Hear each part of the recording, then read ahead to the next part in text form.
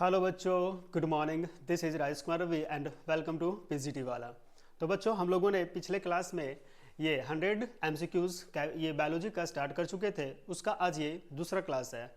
आज का क्लास आप लोगों को लाइव नहीं, ये हम आपको रिकॉर्डेड देने वाले हैं, जो आपके 2026 में आने वाले जो आगामी आपका एग्ज़ाम है उसमें ये क्वेश्चंस आपके काफ़ी इंपॉर्टेंट होने वाले हैं। यहाँ से लगभग आपके बोर्ड में क्वेश्चंस आपके आएंगे और उस क्वेश्चंस के साथ साथ हम लोग सारे ऑप्शंस को भी डिस्क्राइब करेंगे कि ऑप्शंस क्या होता है ना। तो बेटा, आप लोग को धैर्य बना के रखना है और क्लास को फुली एंजॉय करना है। और जब आप क्लास को देखोगे तो अपने दोस्तों के साथ भी क्या करना है, क्लास को शेयर करना है ना।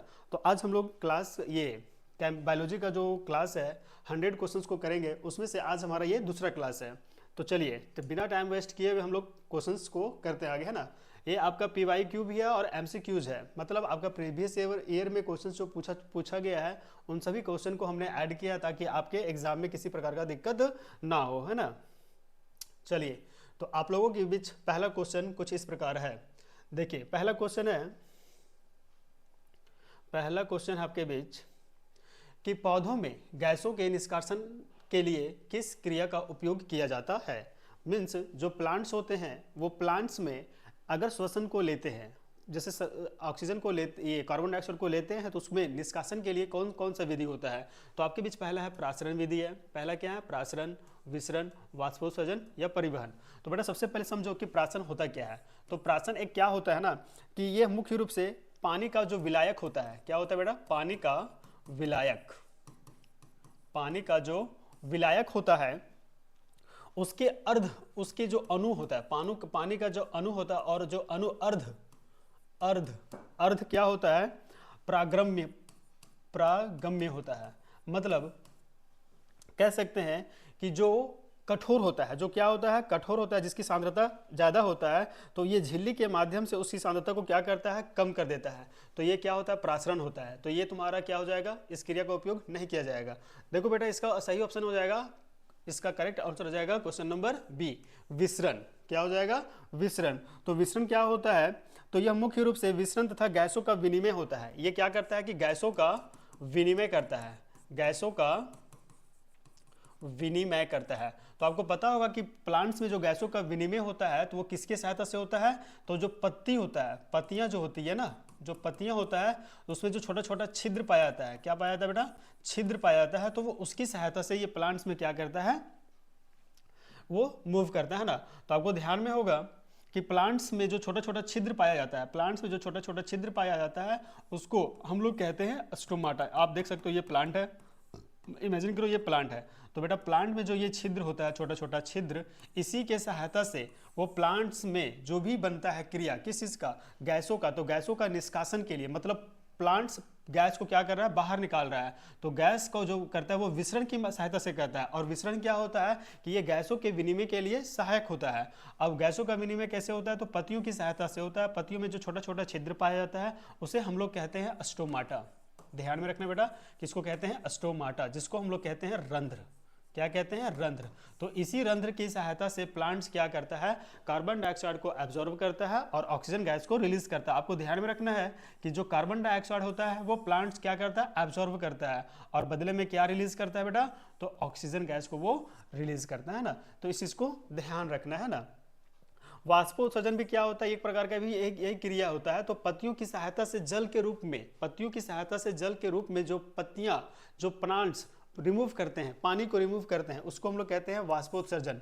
परिवहन क्या करता है? तो परिवहन क्या होता है कि प्लांट्स में जो भी पत्तियों की सहायता से, जड़ की सहायता से जो खनिज लवण को एब्जॉर्ब करता है और एब्जॉर्ब करके प्लांट्स के सभी भागों में पहुंचाने का काम करता है, वो आपका कहलाता है परिवहन। तो इसमें दो मुख्य होता है। क्या होता है? जाइलम।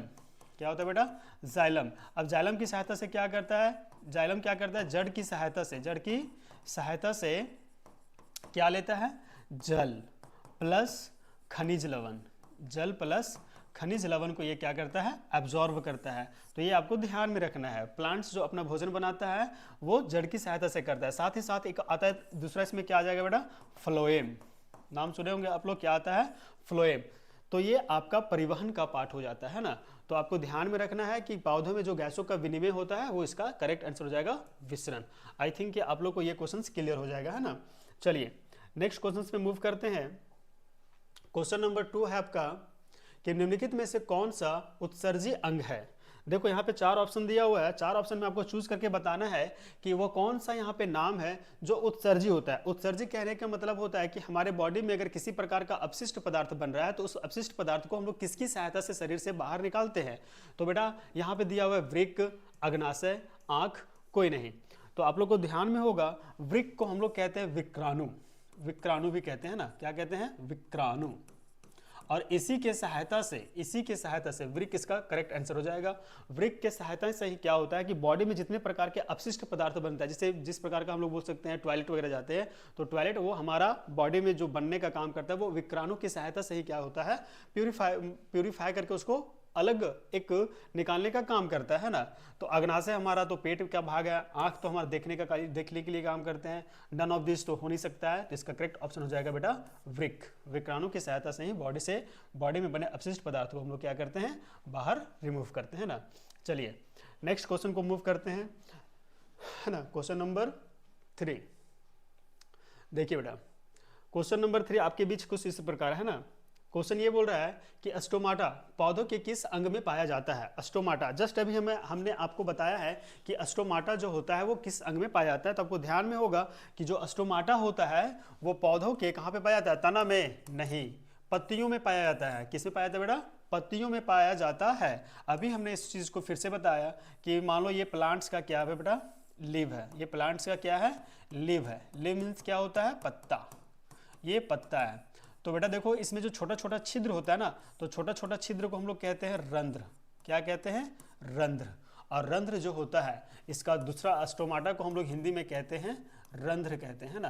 तो स्टोमाटा ही इसको कहते हैं। तो देखो बेटा ये कहाँ पे है, प्लांट्स का स्टोमाटा, पत्ती का। जितने भी प्रकार के पत्ती मतलब सॉरी पेड़ पौधे होते हैं तो उनके पत्तियों में रंध्र पाया जाता है, छोटा छोटा जो छिद्र पाया जाता है, तो छोटे छोटे छिद्र को ही हम लोग कहते हैं स्टोमाटा। तो इसका करेक्ट ऑप्शन हो जाएगा पत्ती। जड़ तो होगा नहीं। तना क्या होता है, प्लांट्स का जो मोटा वाला पार्ट्स होता है ना, जिसमें पत्तियां लगे होते हैं, लीव्स लगा होता है, वो हमारा कहलाता है तना। और जड़ क्या होता है, तो जड़ की सहायता से अभी बताएं कि प्लांट्स जितने भी प्रकार का खनिज लवण होता है, जल होता है, उस चीज़ को वो रिसीव करता है और प्लांट्स के सभी भागों में पहुंचाने के लिए सहायता करता है ना। चलिए इसी के साथ नेक्स्ट क्वेश्चन पे मूव करते हैं। क्वेश्चन नंबर 4, क्वेश्चन नंबर 4 है हमारा। देखिए आप लोग के बीच क्वेश्चन नंबर 4 है कि लैंगिक जनन मुकुलन द्वारा होता है। लैंगिक जनन मुकुलन द्वारा होता है। अच्छा एक क्वेश्चन और, एक थोड़ा सा और बताना था आपको। हम पिछला क्लास जो लिए थे बायोलॉजी का, उसमें से क्वेश्चन नंबर 15 या 16 में एक ग्लूकोज आया था ना, तो उसमें हम ग्लूकोज का फॉर्मूला थोड़ा सा गलत बता दिए थे बेटा, तो उसके लिए माफ़ी चाहते हैं। और आप लोग सुधार लीजिएगा कि ग्लूकोज का जो फॉर्मूला होता है C6H12O6 होता है ना। तो बेटा ध्यान में रखना है कि ग्लूकोज का फॉर्मूला जो होता है C6H12O6 होता है। पिछले क्लास में हमने आपको गलत बता दिया, उसके लिए हम क्षमा प्रार्थी हैं, आप हमें माफ़ कर दें, गलती हो जाता है ना, कोई बात नहीं। चलिए तो हम क्लास को इसको देखें एक बार, तो हमको रियलाइज हुआ कि हमने तो बच्चों को गलत बता दिया। तो उस चीज़ को आप लोग सुधार लीजिएगा कि ग्लूकोज का जो फॉर्मूला होता है वो C6H12O6 होता है। चलिए इसका नेक्स्ट क्वेश्चन है, अलैंगिक जनन मुकुलन द्वारा होता है किसमें, अमीबा में, इस्टम में, प्लाज्मोडियम में या लेशमानियम में। तो बेटा आप लोग सबसे पहले समझो कि जनन जो होता है, लैंगिक जनन किसको कहते हैं, लैंगिक जनन किसे कहते हैं। तो आप लोग पिछला क्लास में हम लोग बताए थे कि जनन जो होता है वो 2 प्रकार का होता है। एक हमारा होता है लैंगिक जनन, एक होता है लैंगिक जनन, और ये हमारा फर्स्ट होता है। दूसरा होता है हमारा क्या, अलैंगिक, अलैंगिक, यहाँ पे बिंदी होगा ना, लैंगिक जनन। ये 2 प्रकार का होता है ना, यहाँ पे बिंदी होगा जी, अलैंगिक जनन और अलैंगिक जनन और लैंगिक जनन।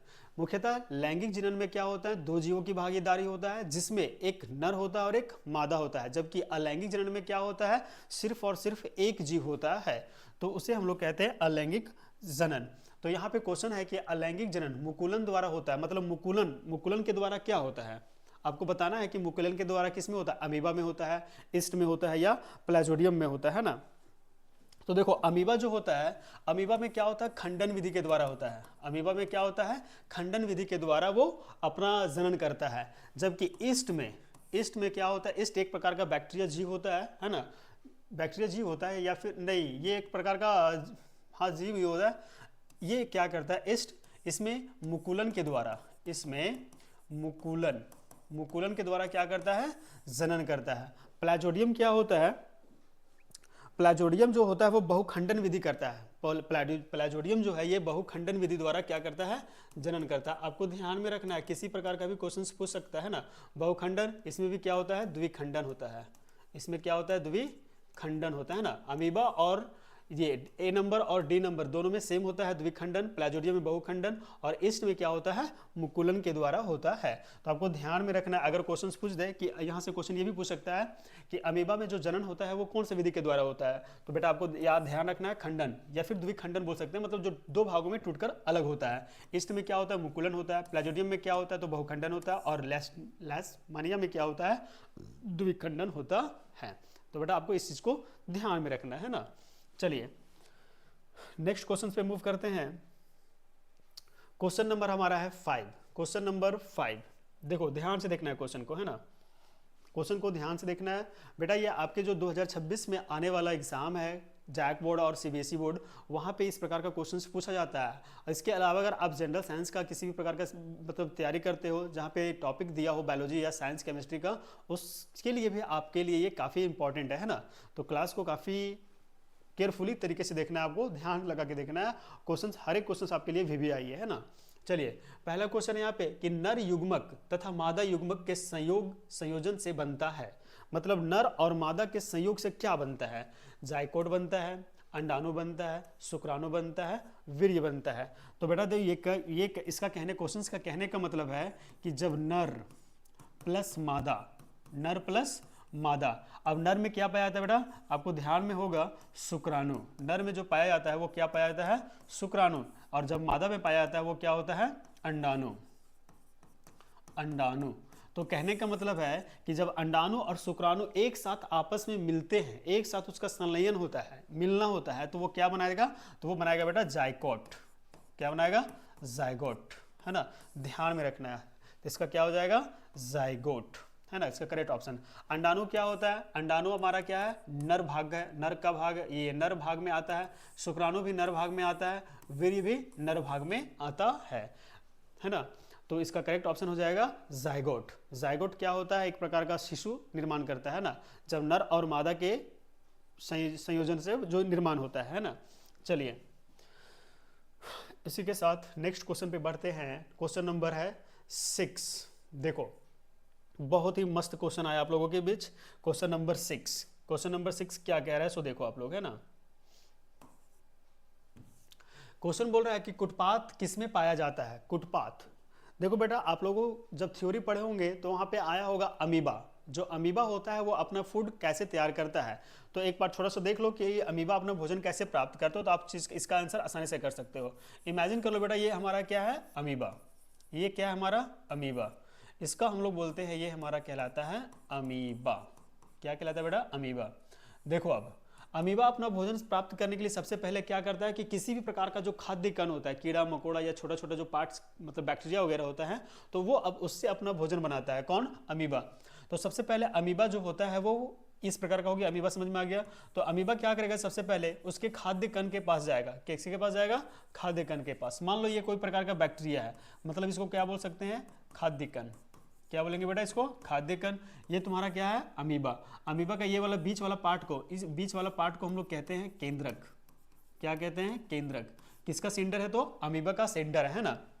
तो मान लो ये अमीबा हमारा है, ये मान लो अमीबा है। तो सबसे पहले क्या करेगा, अमीबा जो है वो खाद्य कण के पास जाएगा। देन फिर क्या करेगा, अमीबा जो है वो कुटपात का निर्माण करेगा। क्या चीज का निर्माण करेगा बेटा, कुटपात का निर्माण करेगा। तो देखो कुटपात की सहायता से क्या करता है, अमीबा कुटपात की सहायता से खाद्य कण को अपने अंदर लेता है। तो ये हमारा जो है वो खाद्य कण है। क्या है, खाद्य कण। अब ये वाला पार्ट, चलो इसको कलर थोड़ा सा चेंज कर लेते हैं ताकि आपको समझ में आए, है ना। देखो ये वाला पार्ट और ये वाला पार्ट तुम्हारा क्या कहलाएगा बेटा, कुटपात कहलाएगा। क्या कहलाएगा, कुटपात कहलाएगा। तो भोजन जो होता है अमीबा कुटपात की सहायता से खाद्य कण को अपने अंदर लेता है। देन फिर क्या हो जाएगा, अमीबा कुछ इस प्रकार बनेगा, मतलब खाद्य कण में आ गया अंदर, अमीबा क्या किया, अपना भोजन प्राप्त कर लिया। तो ये देखो आप, ये खाद्य कण किसके अंदर आ गया, अमीबा के अंदर। देन फिर धीरे धीरे ये क्या होगा, दो भागों में बढ़ जाएगा, मतलब धीरे धीरे क्या हो जाएगा, सेंटर में आके मिलेगा अपना अमीबा, मतलब अमीबा अपना भोजन प्राप्त कर लेगा।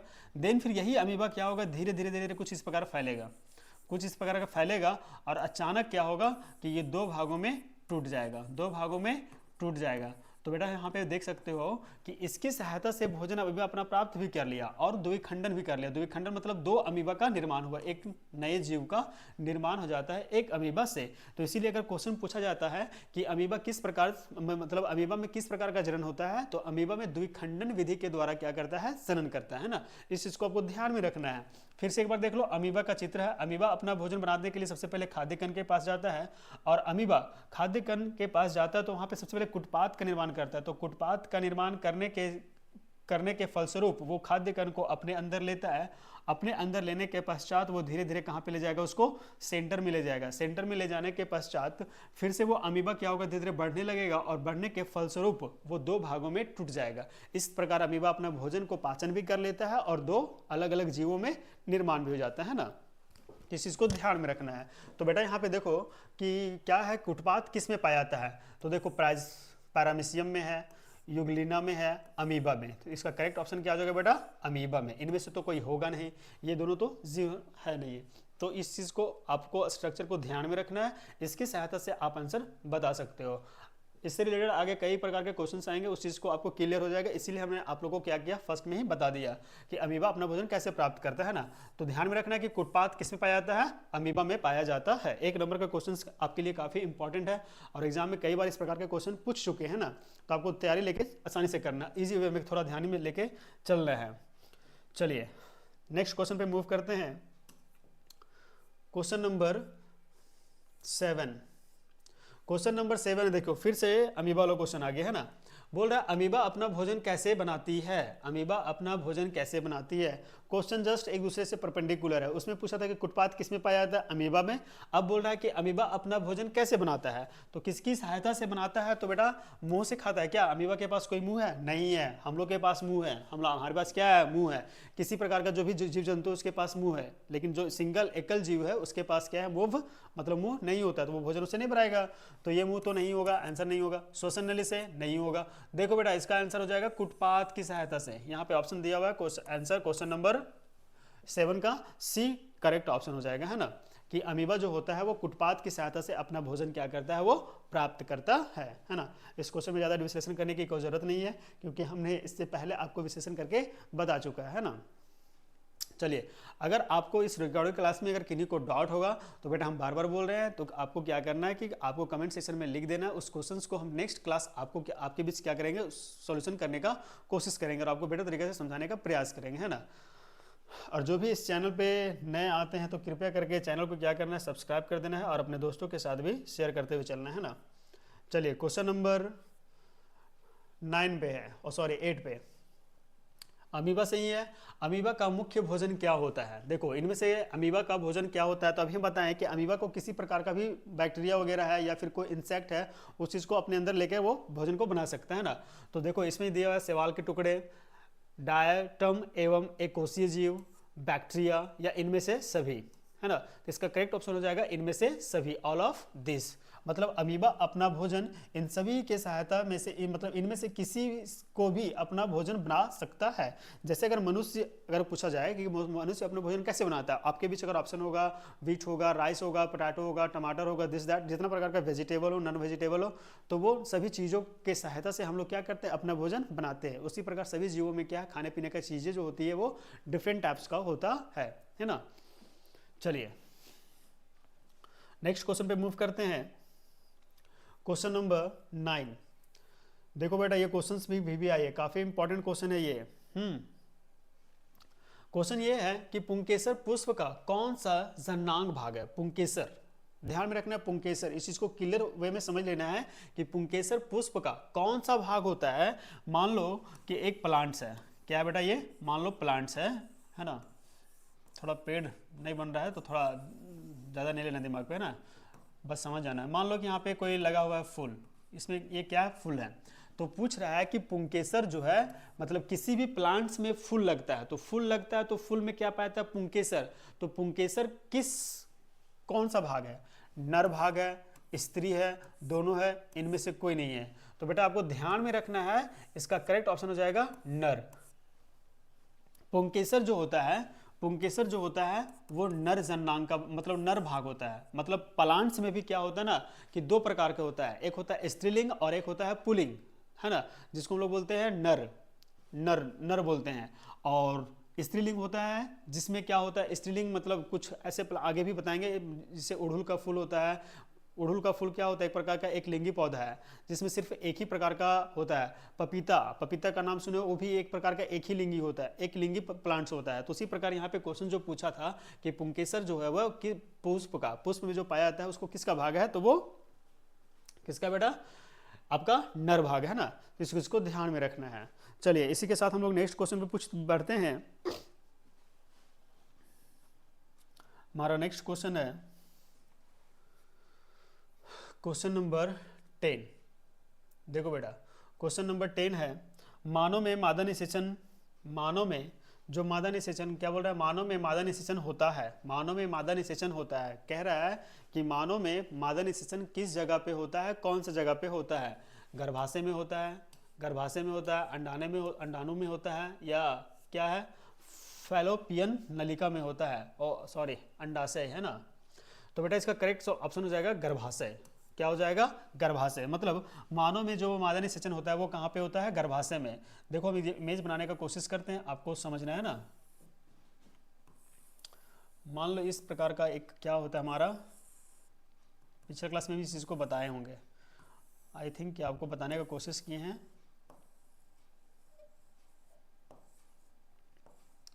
ये वह हमारा पार्ट, ये हमारा पार्ट कहलाता है क्या, ग्रीवा, और सॉरी इसको कहते हैं, देखो ध्यान से बता रहे हैं कि होता कैसे। ये ग्रीवा है, ये हमारा कहलाता है योनि, नीचे वाला भाग कहलाता है योनि।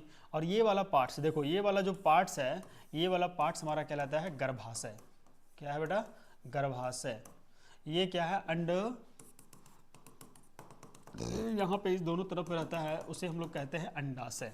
क्या कहते हैं बेटा, अंडाशय। ये अंडवाहिनी हो जाएगा, मतलब अंडवाहिनी जो नलिका होता है वो। तो यहाँ पे क्या होता है, ये मानव में क्या है, मादा जनन तंत्र का भाग, मानव में मादा जनन तंत्र का भाग है ये, है ना। चलो तो इस चीज़ के बारे में थोड़ा बताते हैं, ये होता क्या है।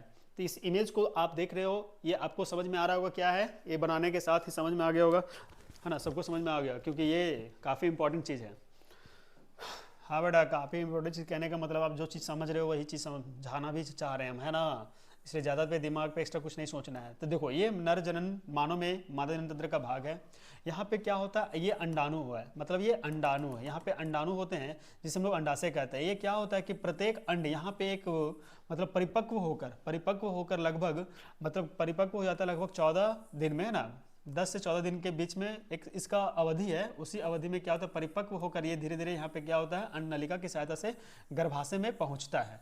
तो ये अंडाणु यहाँ पे जब गर्भाशय में पहुँचता है और योनि मार्ग से जब नर और मादा आपस में एक दूसरे से संबंध बनाते हैं, संभोग करते हैं, तो संभोग करने के फलस्वरूप नर पक्ष से क्या होता है बेटा, शुक्राणु, नर पक्ष से शुक्राणु, और मादा पक्ष से क्या होता है, अंडाणु। ऑलरेडी तो अंडाणु जो होता है वो गर्भाशय में पहुंचा हुआ रहता है, वो परिपक्व होकर गर्भाशय में आता है। लेकिन जब शुक्राणु योनि मार्ग से होते हुए गर्भाशय में जाता है तो एक बार में लगभग कई हजारों करोड़ों में क्या होते हैं, शुक्राणु पहुंचता है ना। कुछ इस प्रकार के स्पर्म होते हैं, है ना, कुछ इस प्रकार के स्पर्म होते हैं। तो आप देख सकते हो, तो इसी प्रकार के स्पर्म जो होते हैं वो गर्भाशय में पहुंचते हैं, और इस अंडाणु के साथ स्पर्म जब क्या करता है, फर्टिलाइज करता है। फर्टिलाइज का मतलब हो गया बेटा निषेचन करता है, और निषेचन करने के फलस्वरूप इसमें यहाँ पे हजारों करोड़ों शुक्राणु पहुंचते हैं। उसमें से सिर्फ एक ही शुक्राणु क्या करता है कि इस अंडा के साथ, मतलब यहाँ पे जो गर्भाशय में अंडाणु होता है उसके साथ फर्टिलाइज करता है, और फर्टिलाइज करने के बाद जितने भी शुक्राणु होते हैं वो वापस रिमूव कर जाता है। ऐसा नहीं कि यहाँ पे 1 से 2 शुक्राणु क्या कर सकते हैं, निषेचन कर लेते हैं, बेटा नहीं, ऐसा नहीं होता है। सिर्फ एक ही शुक्राणु इसके साथ निषेचन करता है, और निषेचन करने के फलस्वरूप ये लगभग फर्टिलाइज जब हो जाता है तो धीरे धीरे लगभग 9 महीने का टाइम लेता है। कितना महीने का, 9 महीने का टाइम लेता है और 9 महीने के टाइम लेने के फलस्वरूप ये एक शिशु का निर्माण करता है। क्या चीज़ का निर्माण करता है बेटा? शिशु का निर्माण करता है। इस चीज़ को आपको ध्यान में रखना है। और इसी के साथ अगर क्वेश्चंस पूछा जाए कि जब बच्चा गर्भाशय में होता है, जब छोटा सा बच्चा शिशु जो होता है वो गर्भाशय में होता है, माँ के पेट में होता है, तो उसको भोजन कैसे प्राप्त होता है, तो आपको ध्यान में रखना है कि जो भी भोजन, जिस प्रकार का भी भोजन माँ खाती है तो वही भोजन बच्चे को भी प्राप्त होता है, बट उसमें किसका हाथ होता है? प्लेसेंटा का। ध्यान में रखना है कि क्या होता है? प्लेसेंटा। वो प्लेसेंटा की सहायता से क्या होता है कि गर्भाशय में बच्चे को भोजन प्राप्त होती है। इसका दूसरा नाम बेटा आपको याद रखना है अप्रा। इसको नाम है, दूसरा नाम होता है अप्रा कहते हैं। क्वेश्चन पूछता है कि गर्भाशय में जब शिशु होता है तो भोजन किसकी सहायता से प्राप्त करता है, तो वो प्राप्त करता है प्लेसेंटा की सहायता से। प्लेसेंटा का दूसरा नाम क्या होता है? अप्रा, है ना। तो वो उसके सहायता से क्या करता है, ये प्रोसेस होता है। लेकिन कभी कभी होता है ना, कभी कभी ये होता है कि जब गर्भाशय में अंडाणु होता है और अंडाणु का निषेचन नहीं होता है तो क्या होता है, तो अंडाणु का निषेचन नहीं होता है तो वो क्या होता है? टूट जा, मतलब फर्टिलाइज नहीं करेगा, तो बेटा यहाँ पे टीका बने रहता है। ये अंडाणु क्या होता है? विखंडन हो जाता है, टूट हो जाता है, और टूटने के फलस्वरूप वो रक्त में मिल जाता है, और रक्त में मिलने के फलस्वरूप वो योनि मार्ग के द्वारा बाहर आ जाता है। इसी को हम लोग कहते हैं ऋतुस्राव। ऋतुस्राव या मासिक धर्म भी कहते हैं ना। तो ऋतुस्राव अगर क्वेश्चन पूछा जाए, दो तीन नंबर में क्वेश्चन पूछा थ्योरी में कि ऋतुस्राव किसे कहते हैं, तो बेटा आपको ध्यान में रखना है कि जब गर्भाशय में अंडाणु और शुक्राणु का निषेचन नहीं होता है तो उस स्थिति में अंडाणु टूटकर रक्त के साथ मिलकर वो क्या होता है, उसका जो पोटी परत होता है वो बाहर आ जाता है ना। तो ये हमारा कहलाता है ऋतुस्राव। इसको आपको ध्यान में रखना है। तो यहाँ पे आपका आंसर क्या हो जाएगा? मानव में जो मादा निषेचन होता है, मानव में मादा में निषेचन होता है कहाँ पे? गर्भाशय में होता है। इस चीज़ को आपको ध्यान में रखना है ना। चलिए, आई होप कि आपको यहाँ पे जो स्लाइड में बताया गया है आपको अच्छे तरीके से समझ में आया होगा, और इस चीज़ को आपको ध्यान में भी रखना है ना, अच्छे से इसको समझ लेना है। चलिए, इसी के साथ नेक्स्ट क्वेश्चन पे मूव करते हैं। हमारा नेक्स्ट क्वेश्चन है, हमारा नहीं आपका भी है, चलिए कोई बात नहीं, है ना। तो नेक्स्ट क्वेश्चन है, निम्नलिखित में से कौन लैंगिक जनन संचरित रोग नहीं है? लैंगिक जनन मतलब ऐसा कि जब कोई एक नर और मादा आपस में जब संभोग बनाता है तो उस स्थिति में क्या होता है कि कुछ ऐसे रोग होते हैं वो एक व्यक्ति से दूसरे व्यक्ति में चला जाता है। तो यहाँ पे ऑप्शन आपको ये दिया हुआ है कि जो यहाँ पे जो ऑप्शन दिया हुआ है उसमें से एक ऐसा ऑप्शन है जो लैंगिक संचरित रोग नहीं है। तो देखो बेटा, एड्स तुम्हारा क्या कहलाएगा? वो संचरित रोग है। उसके बाद है गोनोरिया, सिफिलिस, और एक है यहाँ पे देखो यूनिक है ये टाइफाइड। ये टाइफाइड एक प्रकार के बैक्टीरिया से होता है रोग, है ना, जो संचारित नहीं होता है। ये टाइफाइड एक बैक्टीरिया से रोग होता है, बैक्टीरिया से होता है, जबकि एड्स वगैरह जो भी है वो क्या होता है कि एक व्यक्ति से दूसरे व्यक्ति में जब संपर्क होता है तो वो उस रोग हस्तांतरण हो जाता है, एक व्यक्ति से दूसरे व्यक्ति में चला जाता है। आई बात समझ में? चलिए, तो ये आपको ध्यान में रखना है। ये एड्स कब होता है? ऐसा मतलब कोई व्यक्ति है, मतलब एक व्यक्ति दूसरे व्यक्ति के साथ संभोग किया, वही व्यक्ति किसी और के साथ, मतलब कई अलग अलग लोगों के साथ संभोग करता है, शारीरिक संबंध बनाता है, तो ऐसी स्थिति में क्या होता है, ये एड्स और HIV होने का डर होता है। इसके बचने के आपको पता होगा, क्वेश्चंस पूछा जाता है, ये क्या बोल सकते हैं उसको, क्या बोल सकते हैं उसको, क्वेश्चंस क्या आता है यार, कैसे है कि गर्भधारण को रोकने के कौन कौन से उपाय हैं? गर्भधारण को रोकने के कौन कौन से उपाय हैं, उसमें से आपका ये भी हो जाएगा कि एड्स वगैरह जो HIV वगैरह होता है उससे बचने के कौन कौन से उपाय हैं। तो आपको बेटा ध्यान में होगा कंडोम। सबसे पहले क्या होता है? कंडोम। एक आता है कॉपर टी। क्या आता है बेटा? Copper T. और एक दो है, इसे ऐसे कई उपकरण हैं जिसके कारण से हम लोग संचरित रोगों से बच सकते हैं और निषेचन की प्रक्रिया को भी रोक सकते हैं ना। तो ये सब चीज़ को आपको ध्यान में रखना है कि किससे कैसे बचा जा सकता है। चलिए इसका क्वेश्चन समझ में आ गया होगा ना। चलिए नेक्स्ट क्वेश्चन है, मनुष्यों में नर जननांग निम्नलिखित में से कौन है? देखो ऑप्शन है आपके बीच, वृषण, शुक्रवाहिका, मूत्रमार्ग, ये सभी। Which one is the correct option for this question? Anybody know? चलो बेटा, इसका सभी आंसर हो जाएगा। क्या हो जाएगा इसका? इनमें से सभी। वृषण भी, शुक्रवाहिका भी और मूत्र मार्ग भी नर जननांग का क्या होता है, भाग होता है। आपको ये तो आसानी से पता ही होगा। चलिए नेक्स्ट क्वेश्चन है, स्त्रियों में अंडाशय की संख्या कितनी होती है। अभी हमने आपको बताया पिछला स्लाइड में, अभी हम इसके अगर 2 क्वेश्चन अगर आप पीछे जाओ तो वहाँ पे आपको पता चलेगा कि कितने जोड़े पाए जाते हैं। तो कितना देखो ऑप्शन दिया हुआ है यहाँ पे, 1 है, 2 है, 3 है, 4 है। तो देखो बेटा कुछ इस प्रकार से बना हुआ था, इमेज कुछ इसी प्रकार का था ना, तो कितना था, दोनों साइड 2 था। तो माधव क्या है क्वेश्चन, स्त्रियों में जो अंडाशय की संख्या होती है वो 2 होता है, दोनों साइड, लेफ्ट और राइट में, दोनों साइड, है ना। तो इसका करेक्ट ऑप्शन हो जाएगा बी नंबर।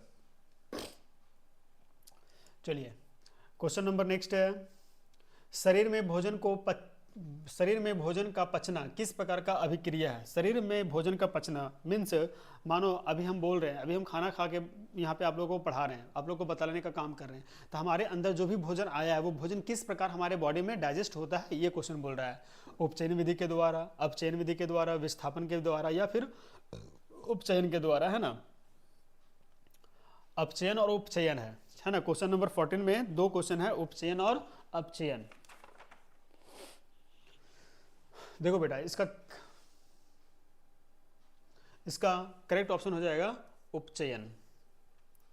उपचयन विधि के द्वारा क्या होता है, हमारे बॉडी में जितने प्रकार के भोजन करते हैं वो क्या होता है, डाइजेस्ट होता है ना। चलिए क्वेश्चन नंबर 15 है, मानव जनन अंग किस आयु में परिपक्व एवं क्रियाशील होता है।